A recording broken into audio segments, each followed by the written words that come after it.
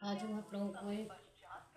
देवी पचरा गीत सुनाने जा रहे हैं। अच्छा लगे तो कमेंट करना, लाइक सब्सक्राइब करना ना भूले, ज़्यादा से ज़्यादा शेयर करें और हमारे चैनल का सपोर्ट करें। थोड़ा टाइम निकाल कर हमारे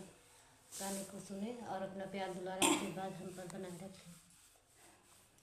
केथुआ की कहिया मैया, केथुआ लागल सलिया हो, केथुआ बैठी न मैया झार लंबी के सिया हो, केथुआ बैठी न सोने की ककैया, रूपे के लागल डरिया हो, मचियवा बैठी न